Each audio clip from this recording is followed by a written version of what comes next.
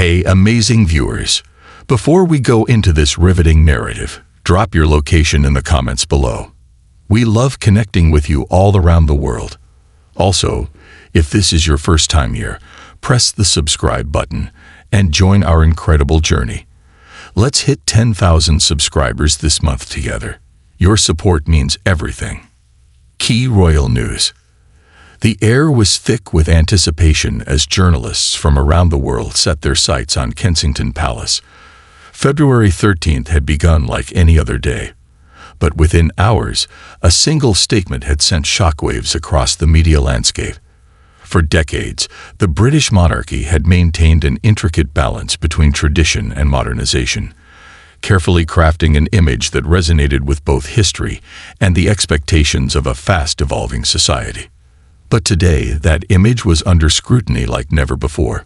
A press release from Kensington Palace, issued just 2 days prior, had reignited a debate that had long simmered beneath the surface of royal affairs. It wasn't about policies, governance, or even the usual family gossip. It was about perception. A seemingly trivial matter had evolved into a public relations conundrum. The discussion centered around Princess Catherine's wardrobe. Her choice of outfits had always been a subject of global fascination. Every dress she donned, every accessory she wore, was dissected by fashion analysts and admirers alike. But now, the royal family's stance on this had shifted. A decision had been made to limit the information shared about her wardrobe choices, a move that sparked speculation. Was this a calculated strategy to deflect attention from personal aesthetics toward more pressing royal engagements, or was there an underlying tension between the palace and the media? For decades, the royal family had delicately walked the line between duty and spectacle. They were, after all, more than just an institution. They were symbols of national identity, figures whose every move was analyzed by a relentless press. But Kensington Palace's recent statement made it clear. The focus should no longer be on appearances. A changing public image. Some saw the announcement as an attempt to reclaim control over the narrative. Others viewed it as an admission that the monarchy was struggling to adapt to an era where social media dictated the conversation. The Sunday Times had published a scathing analysis, questioning whether this was truly a progressive move or a desperate attempt to regain authority over their public image. It wasn't just about fashion. It was about how modern royalty chose to engage with the world. In a time when global leaders were expected to take firm stances on social issues, climate change, and humanitarian causes, critics wondered, was the royal family doing enough? But there was more at stake than just media perception. Beneath the surface, there was a deeply personal story unfolding, one that spoke to resilience, strength, and the unbreakable will to serve. Princess Catherine's return. For months, Princess Catherine had been absent from public life. The public only knew bits and pieces. Rumors swirled about her health. Speculations ran wild, and every possible theory had been spun by tabloids. The truth, however, was simple yet profound. She had battled cancer, and she had won. After undergoing months of intensive treatment, she was now in remission. Stronger, wiser, ready to return to duty. But the woman who emerged from this battle was not the same woman who had stepped away. Something had changed. Gone was the focus on perfection. Gone was the silent acceptance of being an object of fascination. She had faced the harshest reality of life, the realization that health, time, and legacy mattered more than anything else. Her return wasn't about making statements through fashion. It was about showing the world what true strength looked like. And so, Kensington Palace made a choice. They would not engage in debates about attire. They would not fuel distractions. Instead, they would redirect the narrative to her journey, her recovery, her resilience, her renewed sense of purpose. This was no longer about image management. This was about realigning priorities, a royal family's struggle for normalcy. At the heart of it all was a mother, a wife, a leader, a woman who had been given a second chance, and with that chance came a renewed determination to protect what mattered most: her family. Prince William and Princess Catherine, had always been fiercely protective of their three children, Prince George, Princess Charlotte, and Prince Louis. Their lives were meant to be as normal as possible, despite the unrelenting gaze of the world. For years, they had implemented strict privacy measures. Photos of the children were carefully curated, events attended selectively, and public appearances choreographed to allow a childhood untouched by the pressures of royalty. It was a stark contrast to the lives William and his brother, Prince Harry, had once lived under the spotlight, a lesson learned from the past. Now, with Catherine's health scare behind them, the couple was even more determined to shield their children from unnecessary public scrutiny. Every decision, every announcement, was a step toward ensuring that the next generation of royals had a childhood that was as normal as possible. The legacy of King Charles II. Meanwhile, across the royal corridors, another transformation was taking place. King Charles II, despite facing his own health battles, remained steadfast in his mission to modernize the monarchy.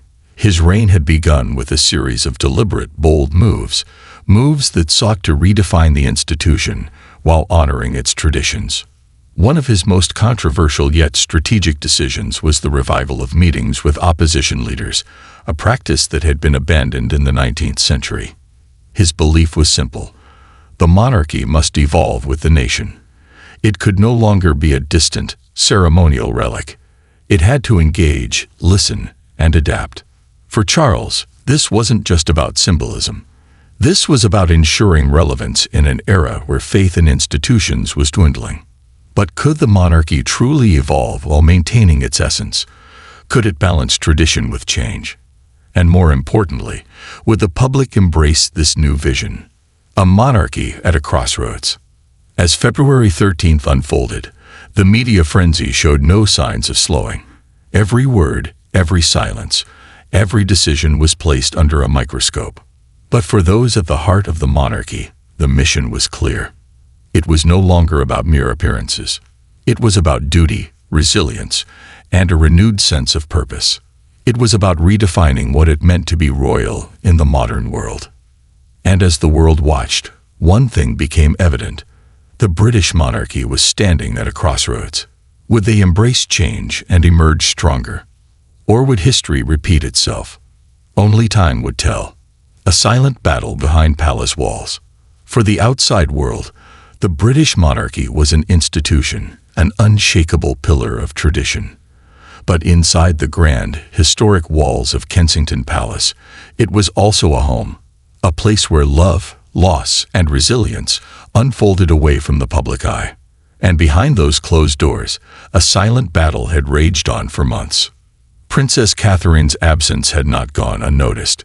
Her disappearance from public life in the months prior had triggered waves of speculation. The media whispered about unseen struggles, about fragility, about uncertainty. But few truly understood what had been happening behind the palace gates. The reality was far more human than any tabloid story could ever capture. She had been fighting for her life.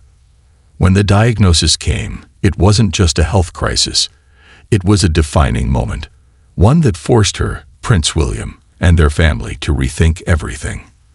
The weight of duty, the unrelenting eyes of the world, and the expectations placed upon her.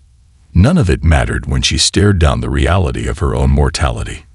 In the stillness of hospital rooms and the quiet corners of Kensington Palace, she had come to terms with the frailty of life. She had faced moments of doubt, of fear, of wondering if she would live to see her children grow up. Would she see George become a young man? Would she watch Charlotte find her voice in the world? Would she hold Louis's hand as he grew older? These were not the thoughts of a princess. These were the thoughts of a mother. The decision to return. When the doctors finally uttered the word remission, it should have been a moment of pure relief. And yet, for Catherine, it was followed by a new kind of fear, a fear of returning to a world that had not paused for her. Months had passed. The media had moved on. The monarchy had continued its work. And now she was expected to step back into the role as though nothing had changed. But everything had changed. She had walked through fire. She had confronted the limits of her own strength. And now she was returning with a renewed purpose. Kensington Palace's statement about her wardrobe had been the first sign. It was a shift, a message, a declaration. She was no longer interested in playing the game of appearances. She had returned not as a fashion icon, but as a woman who had survived. And she wanted the world to see that version of her, the children in the spotlight. As if to test their resolve, the February school break was approaching. It was one of the few times in the year when the family could retreat from the world and focus on each other.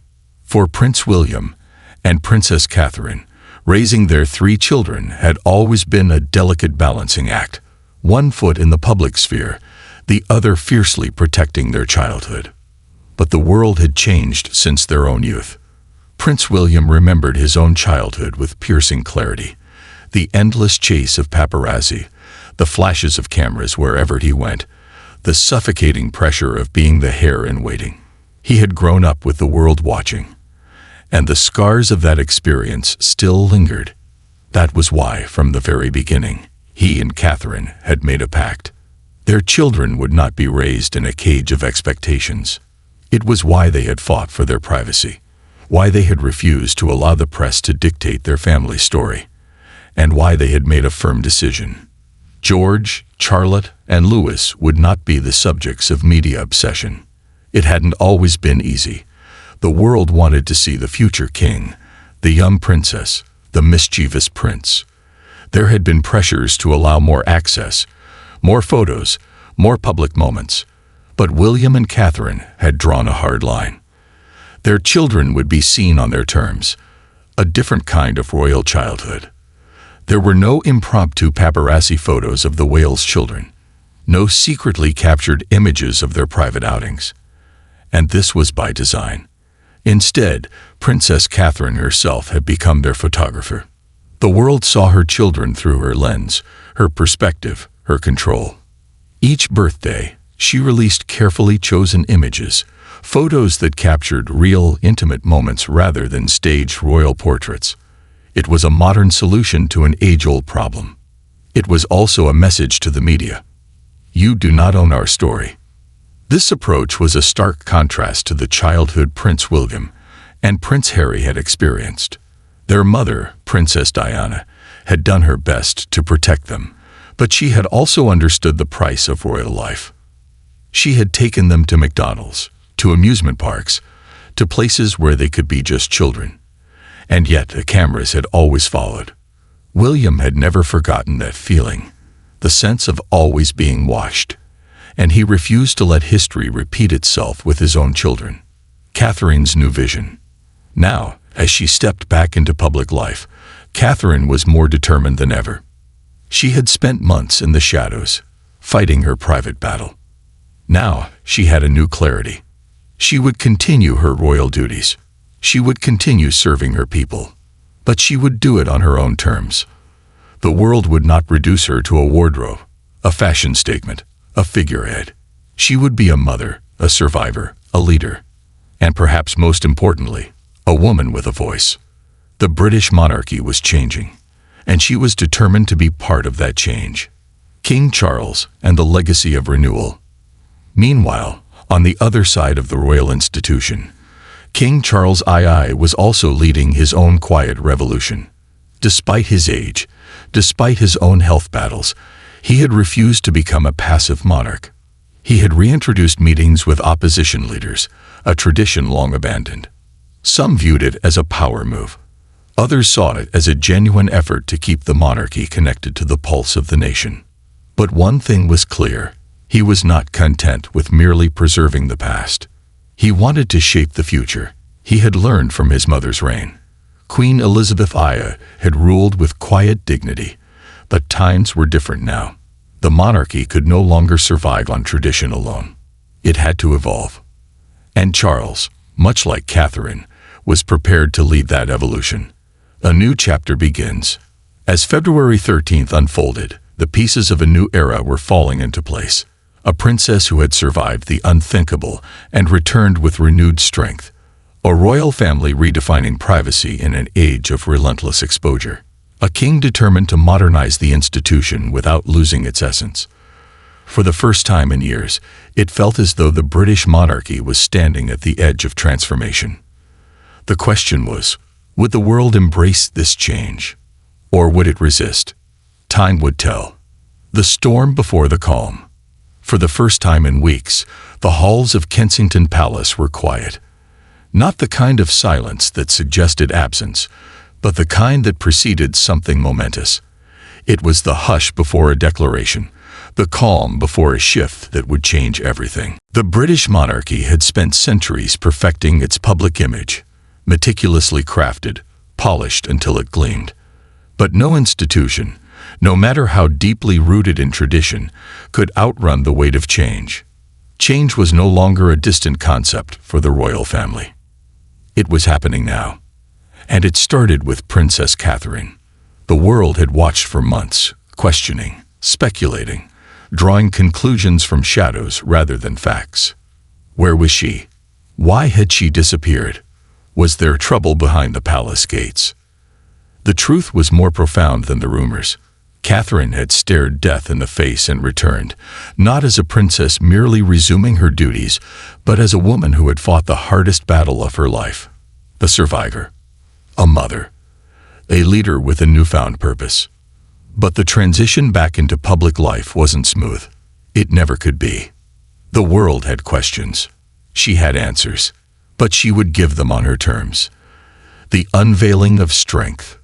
The first public appearance was planned with surgical precision. A royal engagement in London. Something significant, yet intimate enough to allow her to reconnect with the people. The cameras would be there. Of course. They always were. But this wasn't about them. This was about showing the world the truth.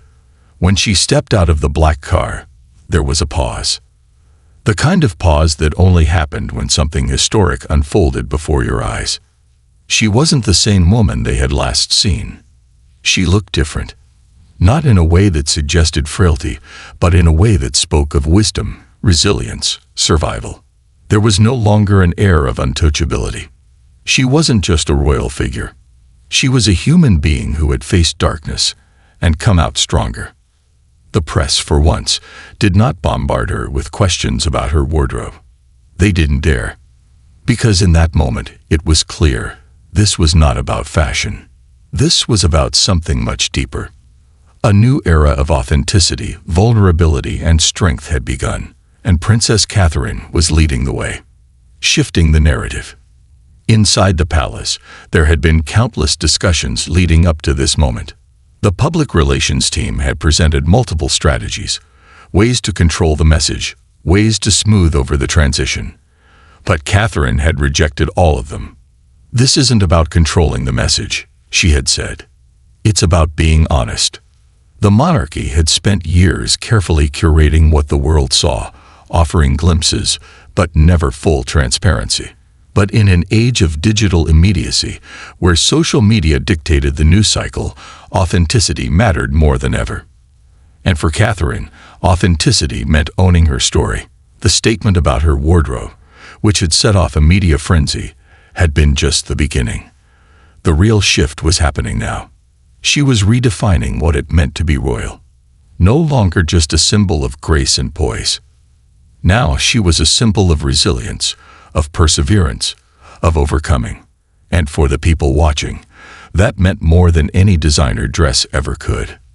The next generation of royals. As much as this was her battle, it was also a battle for the future of the monarchy. Because the next generation, Prince George, Princess Charlotte, and Prince Louis, would inherit the world she was shaping today. And their future depended on how the monarchy adapted to modern times. Privacy was a rare commodity in royal life. The press always wanted more. The public always expected access. But where did the line get drawn? For Prince William and Catherine, that line was unmovable. Their children's childhoods would not be sacrificed for the sake of public consumption. They had seen what happened when young royals were thrust too soon into the spotlight. They would not let history repeat itself. William's role in the evolution. While the focus remained on Catherine's return, Prince William was quietly shaping his own role in the monarchy's transformation. He had watched his father, King Charles II, take calculated steps toward modernization. The reintroduction of meetings with opposition leaders had been a bold move, one that signaled a monarchy more involved in national affairs. William understood the importance of evolution, but he also understood the importance of stability. As much as he admired his father's willingness to redefine the institution, he knew that the British monarchy was built on legacy. The balance between tradition and progress was delicate, and he had to navigate it with precision. His focus was simple: family first. Because the strongest monarchy wasn't built on politics or public approval, it was built on the strength of the people behind it. And right now, his wife and children were his greatest priority. The world is watching. As the February sun began to set over London, the question still remained. What would the monarchy look like in 5 years? Would Catherine's return mark the beginning of a more human, more relatable royal family?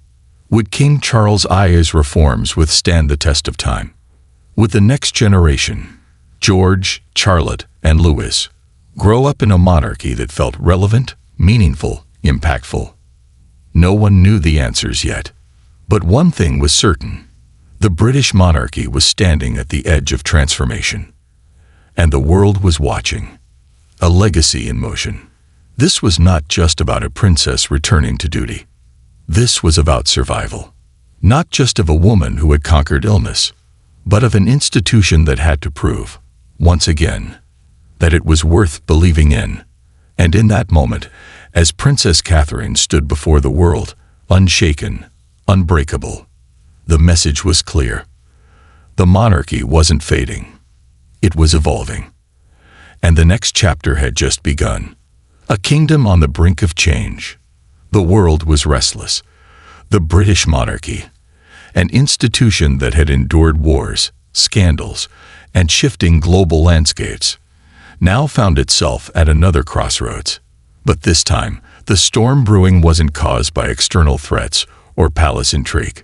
This time, it was something far more intimate. The people wanted answers. For years, the monarchy had relied on tradition to shield itself from scrutiny. It had maintained an aura of mystery, carefully controlling what was seen, what was known, what was felt.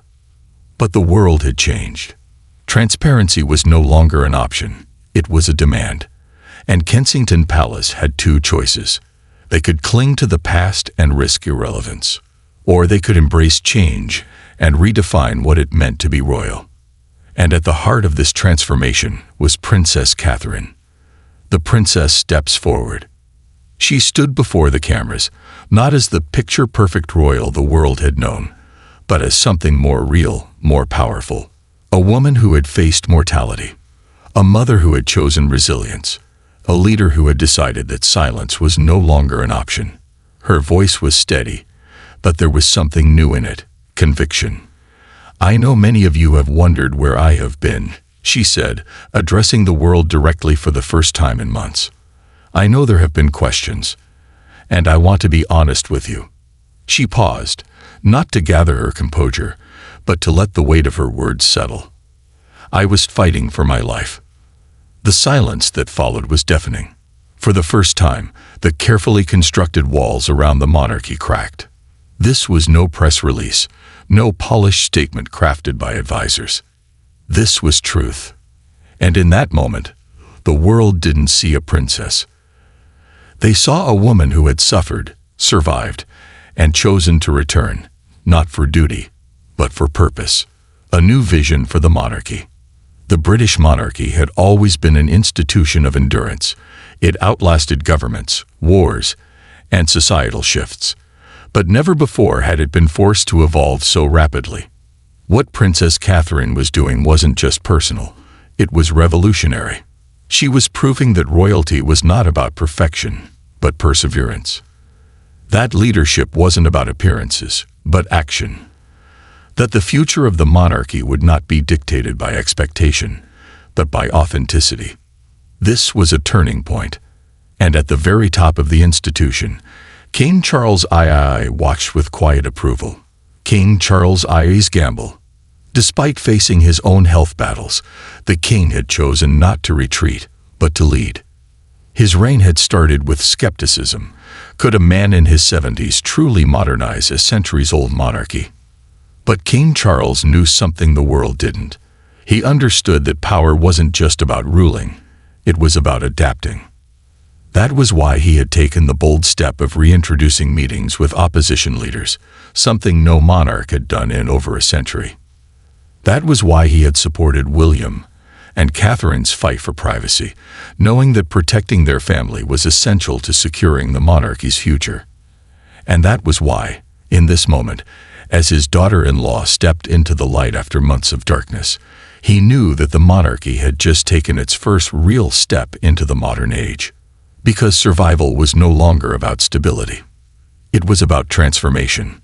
A royal family united. As Princess Catherine spoke, Prince William stood beside her, a silent pillar of strength. He had always known that the world saw him as the future king, the heir to an empire of expectations, the man destined to take the throne. But none of that mattered now. Right now, he was just a husband, a father, a man who had almost lost the woman he loved. And as he looked at her, standing there before the world, not as a princess, but as a survivor, he realized something. This was the moment that defined everything. Not just for their family, not just for their children, but for the monarchy itself. Because today, the world wasn't seeing the carefully curated royal image. They were seeing a family that had fought to stay together. And that mattered more than any crown. A new beginning. The sun was setting over London, casting a golden glow over the palace. Inside, there was no celebration, no self-congratulation. Just a quiet understanding, a realization that this was the start of something different. Something better. Something real. For the first time in a long time, the monarchy felt human. And in the end, that might just be what saved it. A monarchy at the crossroads of time. The city of London stretched beneath the twilight sky, its historic streets humming with the rhythm of everyday life. But within the ancient walls of Buckingham Palace, a different kind of energy filled the air. Something had changed. For centuries, the British monarchy had remained a symbol of stability, tradition, and resilience. But tonight, for the first time in years, it felt alive. Not because of a grand coronation, not because of a royal wedding, but because of a single moment of truth.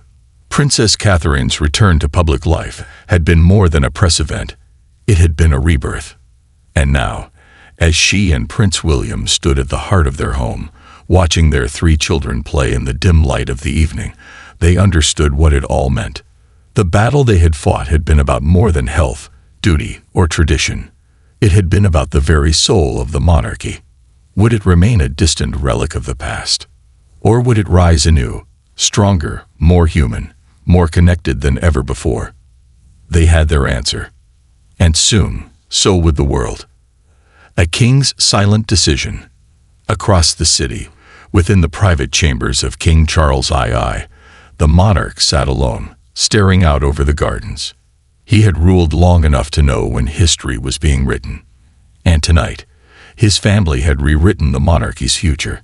It was a moment of rare peace for him. Despite his own battles, despite the whispers of uncertainty surrounding his health, he had done what he had always hoped. He had held the line long enough for the next generation to find its own way. He thought of his mother, Queen Elizabeth II, and how she had carried the weight of the crown with such unwavering grace. He thought of his son, Prince William, who had stepped into leadership with quiet strength. And he thought of Princess Catherine, the woman who had just given the monarchy its most human moment in decades. The world had seen her struggle, her fight, her victory. And for the first time in a long time, they had seen the monarchy not as an institution, but as a family. That, more than any royal decree, was what mattered most. The king closed his eyes and took a deep breath. The future was no longer uncertain. It was theirs to shape. The legacy lives on. The next morning, the headlines told a different kind of royal story. No longer just about fashion. no longer just about appearances, but about strength, survival, and purpose. The People's Princess returns stronger than ever.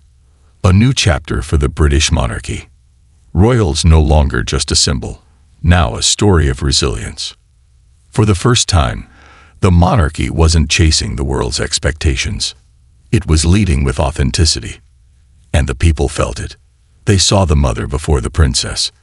They saw the survivor before the royal figure. They saw the future, and it was no longer shrouded in outdated traditions. It was filled with real people, real struggles, and real victories. This wasn't just a return. It was a redefinition. A family, a nation, a future. As the palace gates remained open that evening, a quiet scene played out within the royal residence. Prince William sat on the balcony, watching the city pulse with life. Behind him, laughter rang through the halls, the sound of their children playing, their voices uninhibited, untouched by the weight of the crown. And in that moment, he knew this was why they had fought so hard. Not for the throne, not for the tradition, but for this. A home, a family, a future.